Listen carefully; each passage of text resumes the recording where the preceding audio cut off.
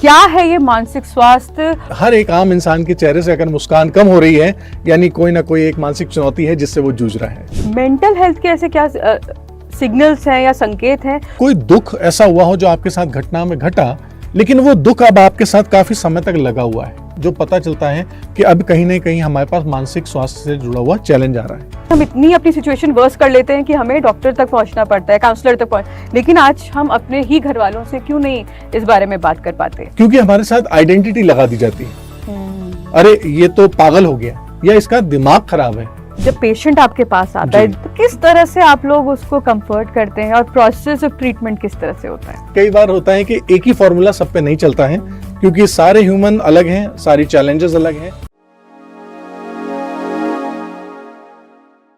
नमस्कार, चौखंबा टॉक्स में आप सभी का स्वागत है। आपके साथ मैं हूं सोनाली शर्मा।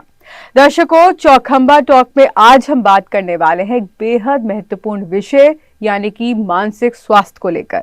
ये एक ऐसा विषय है दर्शकों जिसको बिल्कुल भी आज के समय में नजरअंदाज नहीं किया जा सकता। अगर मानसिक स्वास्थ्य को हम नजरअंदाज करते हैं तो कई तरह की शारीरिक चुनौतियों से हमें दो चार होना पड़ता है।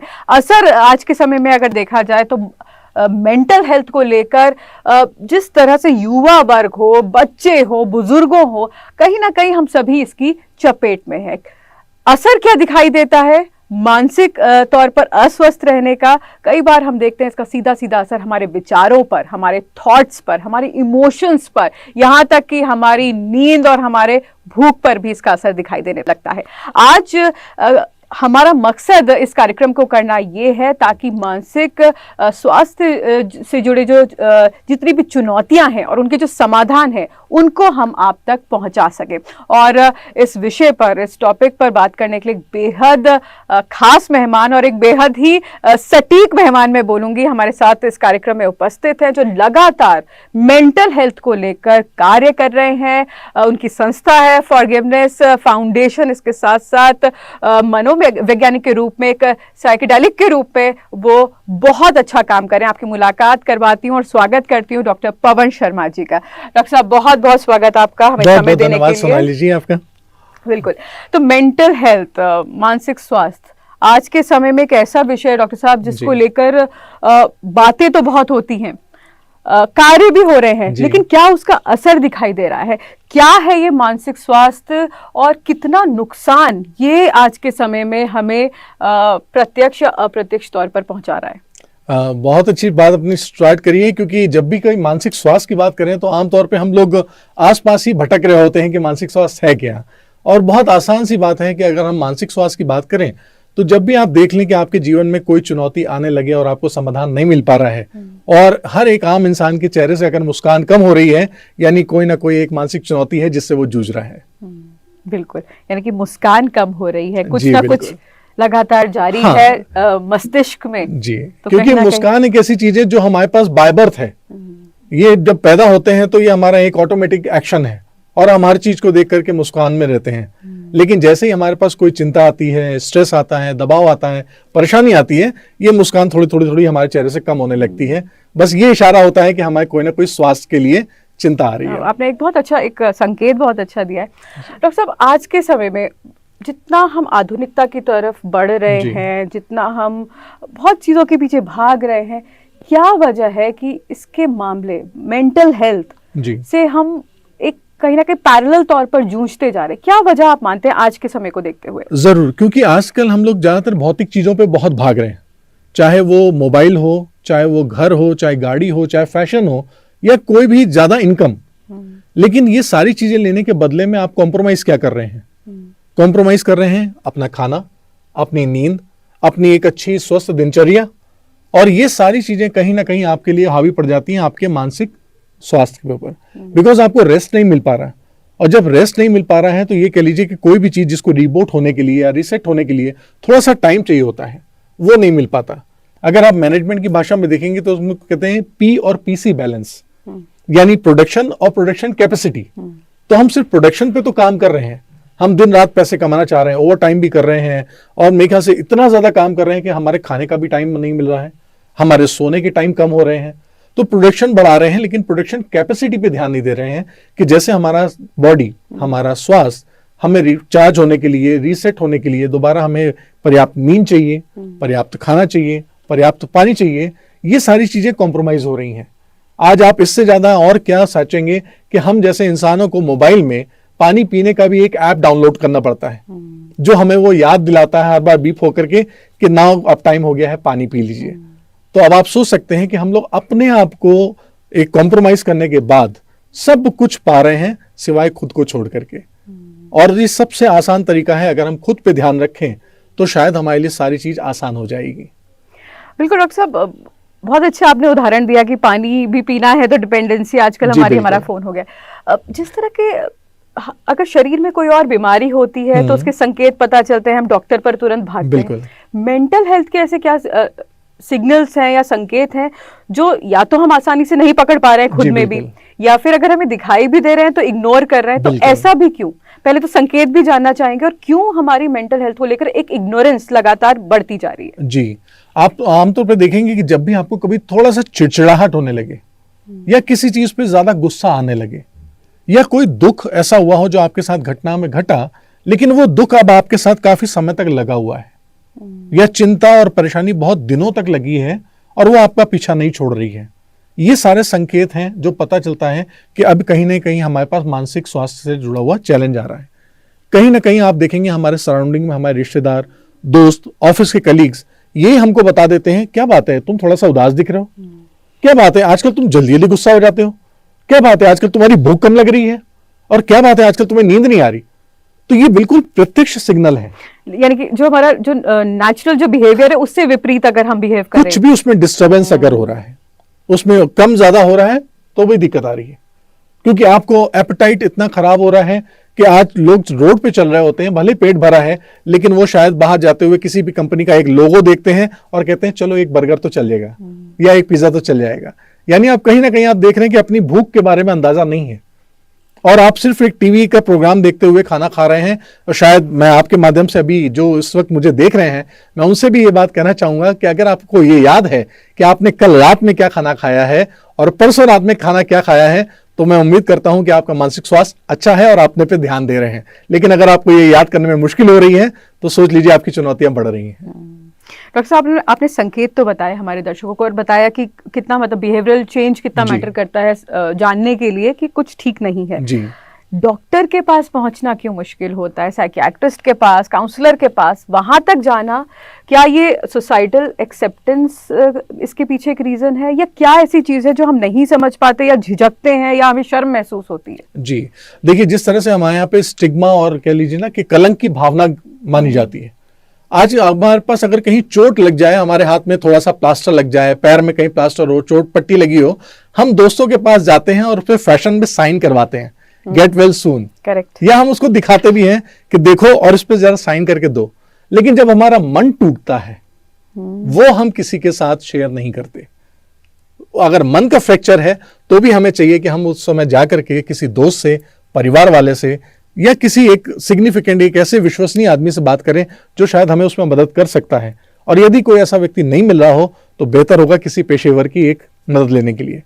लेकिन डॉक्टर साहब, आप मानेंगे कि अगर आज के समय में वो जो एक व्यक्ति, जो आप कह रहे हैं घर का कोई व्यक्ति, तो ऐसा क्यों हो रहा है कि नहीं हम अपने घर वालों से, अपने दोस्तों से, पहले के टाइम में कहते थे कि मन हल्का कर लीजिए, वो क्यों नहीं हो पा रहा है? क्या ऐसा चीजें हो रही हैं हमारे आसपास कि हमें अल्टीमेटली हम इतनी अपनी सिचुएशन वर्स कर लेते हैं कि हमें डॉक्टर तक पहुंचना पड़ता है, काउंसलर तक पहुंच, लेकिन आज हम अपने ही घर वालों से क्यों नहीं इस बारे में बात कर पाते? क्योंकि हमारे साथ आइडेंटिटी लगा दी जाती है।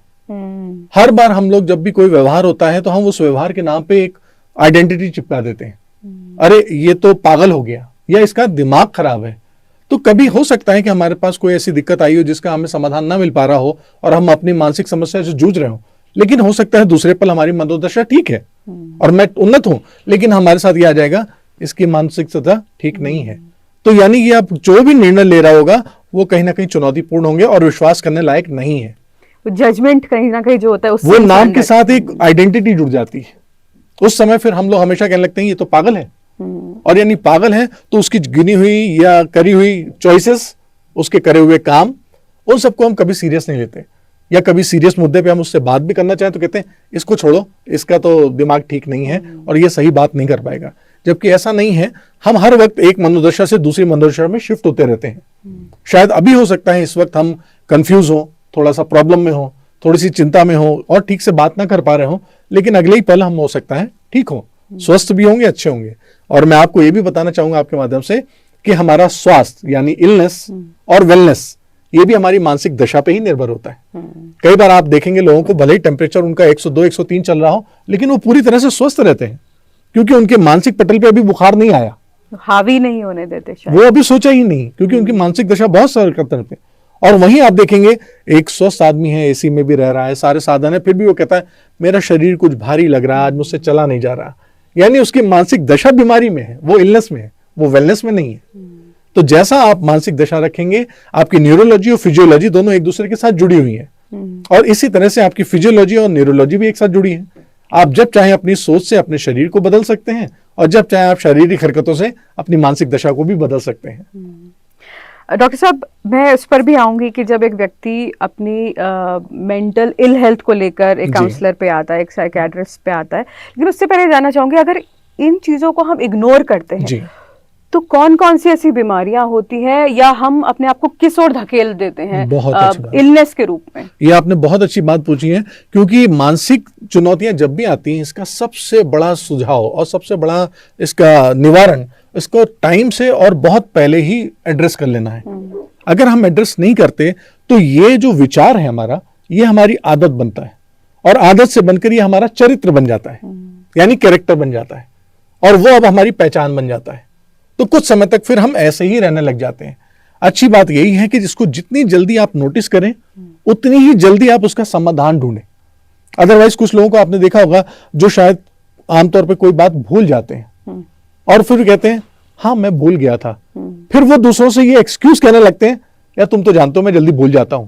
यानी अब वो उनकी पहचान बन गया है, आइडेंटिटी, जबकि ये न्यूरोलॉजिकल डिसऑर्डर है कि उनकी मेमोरी लॉस हो रही है, जितने टाइम तक रिटेंशन रखना था नहीं है। और फिर कभी कोई चिड़चिड़ा होता है या गुस्से में होता है तो हम लोग कहते हैं अरे वो तो स्वाभाविक है, ऐसा है, वो तो हमेशा चिड़चिड़ाता है, छोटी छोटी बातों पे नाराज हो जाता है। नहीं, ये मानसिक चुनौती है, तो इसको हमें तुरंत एड्रेस करना जरूरी है, अदरवाइज ये हमारे व्यक्तित्व का हिस्सा बन जाता है। और जो कि अभी मानसिक चैलेंज है यानी इश्यू है, ये फिर मानसिक डिजीज बन जाता है। जिस तरह से आजकल आप देख रहे होंगे फैशन के तौर पर छोटी सी परेशानी होती तो लोग कहते हैं क्या डिप्रेस हो। असल में डिप्रेशन एक बहुत लंबी बीमारी है। सैडनेस एक आम तौर पे हो जाती है, हमें दुख होता है, और वो सैडनेस यानी वो एक उदासी, अगर सेम उदासी हमारा 12-13 दिन तक या मैक्सिमम मान लीजिए 21 दिन तक हमारा पीछा ना छोड़े तो ये डिप्रेशन में कन्वर्ट होती है। अदरवाइज वो सिर्फ दुख है, अदरवाइज वो सिर्फ उदासी है। तो ये जानना जरूरी है कि अभी उदास है और थोड़ा सा उसको पलट दीजिए तो उदासी हट गई, यानी डिप्रेशन से बाहर निकल आया। और कुछ ऐसे फैशन वर्ड बन गए हैं डिप्रेशन, एंग्जाइटी, और थैंक्स टू अवर सेलिब्रिटी कि जब उनके इंटरव्यू सुन करके लोग उनको फॉलो करते हैं तो वो हंस के कहते हैं उसको भी रही है तो क्या हुआ, मैं भी डिप्रेस हूं। तो शायद कहीं ना कहीं सिंपैथी गेन करना और एक स्पेशल फील करना, क्योंकि लोग आमतौर पे आजकल इतना बिजी हो गए हैं कि परिवार वाले भी एक दूसरे पे ध्यान नहीं दे पा रहे हैं कि वो किसके साथ कैसे रह रहे हैं, क्या कर रहे हैं। तो अटेंशन पाने के लिए भी कई बार इसको लोग टूल बना लेते हैं कि ऐसा करेंगे तो लोग मुझ पे ध्यान ज्यादा देंगे। तो इसलिए अच्छा है कि जब भी कभी आपको लगे कि आपकी डेली लाइफ में या सोसाइटी में या ऑफिस में या काम करने वाले दोस्तों के साथ, स्कूल कॉलेज में अगर आपको थोड़ी चुनौती आ रही है, बस समझ लेना चाहिए कि कोई अभी मेंटल इश्यूज हमारे लिए आ रहा है और मुझे इस वक्त ही इसको एड्रेस करना जरूरी है, बजाय कि उसको छुपाने के लिए। क्योंकि हमारे समाज में ज्यादातर या तो पहली बार कोई बताते नहीं है, और जब बताते हैं तो कई बार ऐसा हो जाता है कि कोई बात नहीं, आजकल मौसम ऐसा है, कुछ आध्यात्म में हो गया होगा, कुछ धार्मिक रुचि में हो जाता है, ये मानने को तैयार नहीं कि वैज्ञानिक तौर पर हमारे साथ इश्यू हो रहा है। तो आपको तुरंत चाहिए कि अभी कुछ हो तो प्रोफेशनल के साथ जाएं और एड्रेस करा करके सॉल्यूशन ले लीजिए। ये एक आम होना चाहिए। और आपके माध्यम से मैं ये जरूर बताना चाहूंगा कि जो भी माता पिता इस बात को सुन रहे हैं, जिस तरह से वो अपने बच्चों को स्कूल के और पुलिस के और नंबर देते हैं, उनको जरूर से जरूर एक साइकोलॉजिस्ट या एक काउंसलर का नंबर जरूर दें, क्योंकि उनके इश्यू भी आपसे कम नहीं होते हैं। बिल्कुल, बहुत सही बात यहाँ पर आपने बोली। डॉक्टर साहब, काउंसलर का जब रोल होता है वो कितना इम्पोर्टेंट है तो आपने बताया, लेकिन किस तरह से आप लोग काउंसिल करते हैं जब पेशेंट आपके पास आता है, जो एक बहुत मेरे ख्याल से चुनौती उस वक्त आपके पास होती है, क्योंकि आपसे कई बार वो खुल के भी बात कर रहा होता है या जी। नहीं भी करता होगा। जी हाँ। तो किस तरह से आप लोग उसको कंफर्ट करते हैं और प्रोसेस ऑफ ट्रीटमेंट किस तरह से होता है? ये एक बहुत गंभीर बात आपने पूछी है, क्योंकि कई बार होता है कि एक ही फॉर्मूला सब पे नहीं चलता है, क्योंकि सारे ह्यूमन अलग हैं, सारी चैलेंजेस अलग हैं, बट कुछ बेसिक चीजें ऐसी हैं जो चाहे तो आप भी अगर इस्तेमाल करेंगे कोई अपने माध्यम से भी तो हो जाता है। क्योंकि जो भी परेशान है उसको सबसे पहले चाहिए होता है एक सुनने वाला व्यक्ति। अगर उसने उसकी बात सुन ली विदाउट एनी जजमेंटल, जी, विदाउट एनी कोई लेबल लगाए हुए कि तुम्हारे साथ ऐसा हो रहा है, सिर्फ आपने सुन ली, समझ लीजिए उसकी आधी परेशानी तो वहां खत्म हो गई। और जब वो प्रॉब्लम खत्म हो जाती है उसके बाद सॉल्यूशन पे हम लोग बात करते हैं। उसके बाद हम उसका बिलीफ सिस्टम देखते हैं कि कई बार उसका बिलीफ पैटर्न क्या चल रहा है, उसने बचपन से क्या चीजें पाल रखी हैं, सोच रखी हैं। अगर जैसे उदाहरण के तौर पे हमारे पास कई बार वेट लॉस के लिए भी लोग आते हैं, लेकिन उसका जो जड़ है वो कहाँ से पैदा हुई है। कई बार ऐसा होता है कि हमारे पास कोई ऐसी महिलाएं आई हैं जिन्होंने अपने जवानी के समय पे या कॉलेज टाइम पे देखा है कि लड़के आमतौर पे छेड़ते हैं जवान लोग, तो उनको कहते हैं ऐसी खूबसूरती से मुझे क्या फायदा कि जो कोई मुझे छेड़ रहा है। लेकिन उन्होंने ये नहीं पता चल रहा है कि उन्होंने अपने मस्तिष्क को ये संदेश दे दिया है। अब मस्तिष्क कहता है कि ठीक है, मुझे अगर इस छेड़ने से बचना है तो मुझे कुछ ना कुछ बदसूरती या कुरूप होना चाहिए। तो वो 1-1.5 हफ्ते बाद ही देखिए वो ऐसे सिम्टम्स बॉडी में पैदा करेगा, या तो उसके वजन बढ़ाएगा, एक्ने लगाएगा, या कुछ और ऐसे काम करेगा जिससे उसका रूप थोड़ा सा कम हो जाए ताकि उसका ध्यान दूसरी तरफ आकर्षित ना हो। इसी तरह से हम लोग कई और चीजें भी पैदा कर लेते हैं। तो हमें थेरेपी में जाने से पहले, काउंसलिंग से जाने से पहले इनके रूट कॉज को जानना पड़ता है कि कई बार कुछ ऐसे इश्यूज हैं जो कि बचपन से आके रखे होते हैं। मैं आपके माध्यम से ये भी बताना चाहूंगा कि कुछ लोगों को जो अस्थमा की बीमारी है वो भी कई बार बचपन से आती है। बिकॉज अस्थमा की बीमारी सांस लेने की नहीं, सांस छोड़ने की बीमारी है। और उन लोगों के साथ बचपन में ज्यादातर क्या होता है कि जब बच्चा रोता है तो उसको कहा जाता है चुप हो जाओ तुरंत, तो वो तुरंत अपनी सांस बस रोक लेता है। तो ये इमोशन उसके ब्रेन ने लर्न कर लिया है। अब कभी भी सिचुएशन अगर थोड़ी सी टेंस होगी तो उसका ब्रेन फिर वही ट्रिगर करता है और वो अस्थमा का अटैक ले लेता है। अन्यथा ऐसा कुछ नहीं है, जैसे ही वो रिलीज करेगा वापस ठीक हो जाएगा। तो काउंसलिंग के प्रोसेस में हमें ये बात जाननी पड़ती है कि वो किस माहौल में है, किस तरह के चीजों का सेवन करता है, कैसी दिनचर्या है, क्या तनाव बहुत ज्यादा लेता है या आसान काम कर रहा है, या बहुत आलसी प्रवृत्ति का है या कुछ अति ज्यादा उत्साहित है।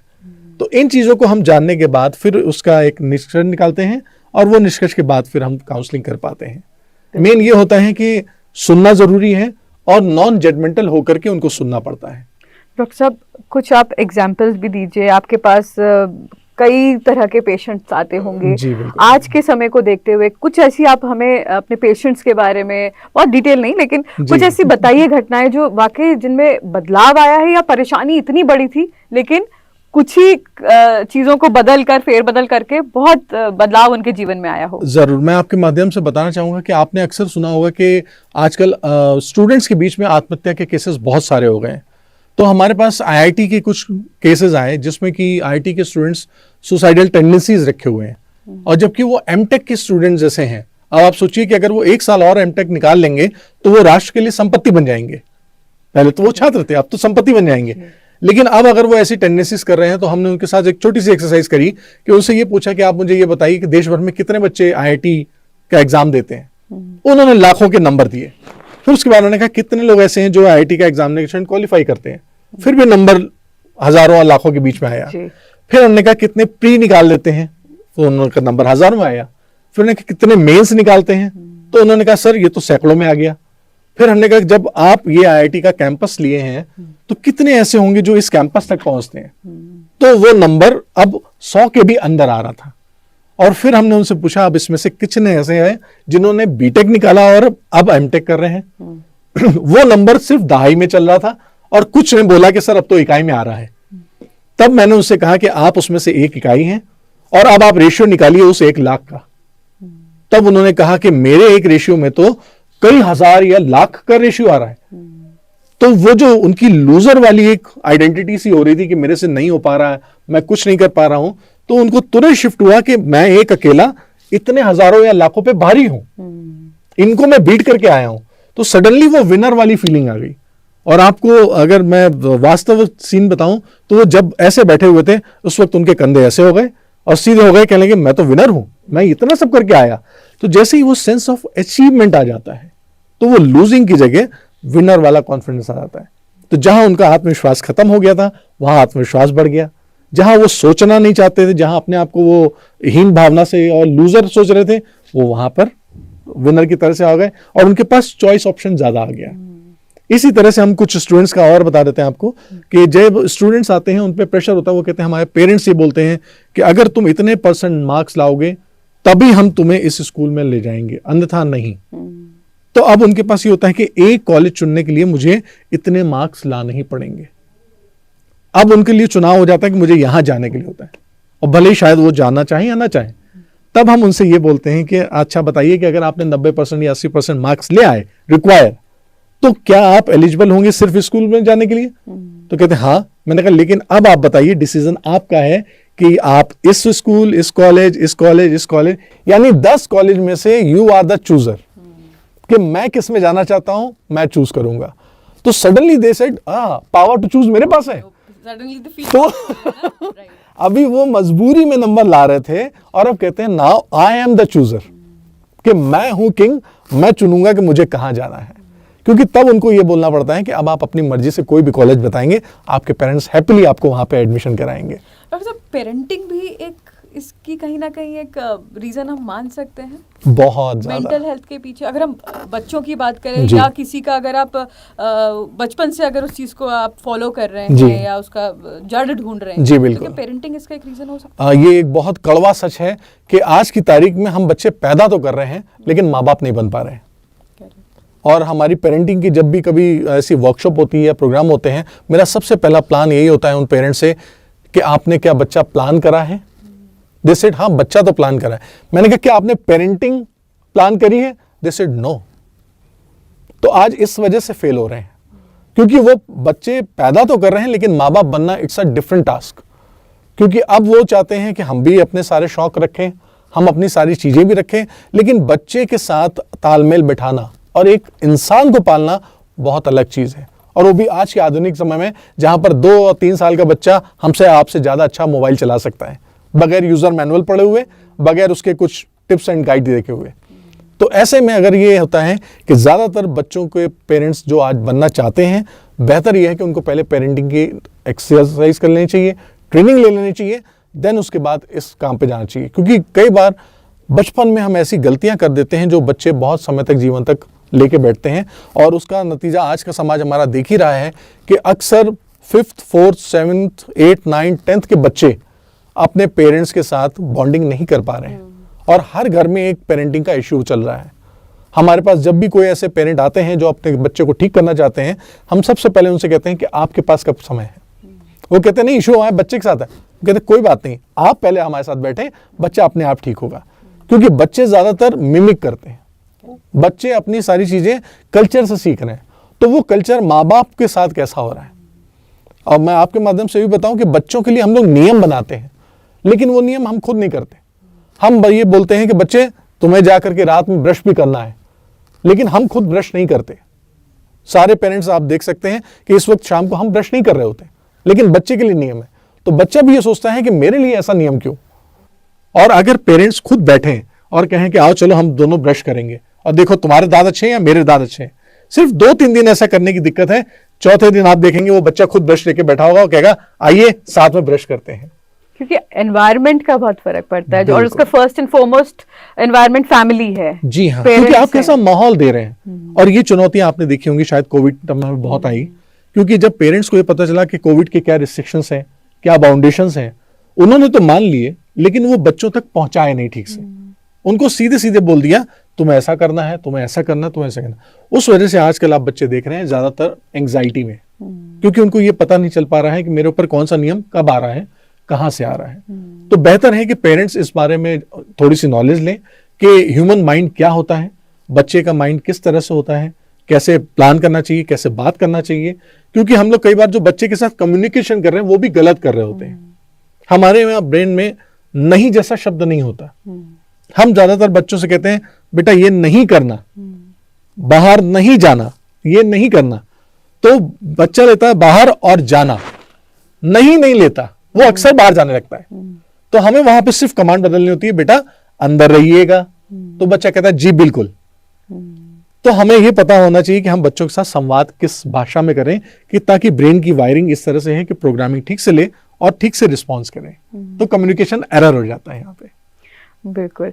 डॉक्टर साहब, मेंटल हेल्थ की जब हम बात करते हैं, बच्चों की, यूथ, एडल्ट्स की बात होती है, लेकिन एक सेक्शन है जो उम्र दराज लोग हैं, जो हमारे सीनियर सिटीजन हैं, हाँ। उनमें मेंटल हेल्थ के मामले कितनी तेजी से बढ़ रहे हैं, उनकी क्या समस्याएं हैं और किस तरह से एड्रेस किए जाती हैं? मुझे आपकी वाकई तारीफ करनी पड़ेगी, क्योंकि इस मुद्दे पे मैक्सिमम जगह पे मेरे से सवाल नहीं करे जाते हैं, जबकि एक बहुत संवेदनशील मुद्दा है, क्योंकि हम अपने जितने भी बुजुर्ग हैं उनको कहीं ना कहीं इग्नोर कर रहे हैं, जबकि ये नहीं मालूम है कि उनकी लेगेसी और उनका एक्सपीरियंस हमारे हर जीवन को चलाने में कितना काम करता है। आमतौर पर हम इनको बिल्कुल इग्नोर मानते हैं, और खास तौर से तब जब वो रिटायरमेंट की एज तक पहुंचने लगते हैं। अगर कोई प्रोफेशनल है तो हम तब तक उनका सम्मान करते हैं जब तक वो काम कर रहे हैं। जिस दिन से वो रिटायर हो जाते हैं उस दिन से हम उनको एक वर्थलेस महसूस करते हैं, लगता है ये फालतू से हैं। और ऐसा हर एक उस कर्मचारी के साथ होने लगता है जो लगभग 50 साल की उम्र पार कर रहा होता है।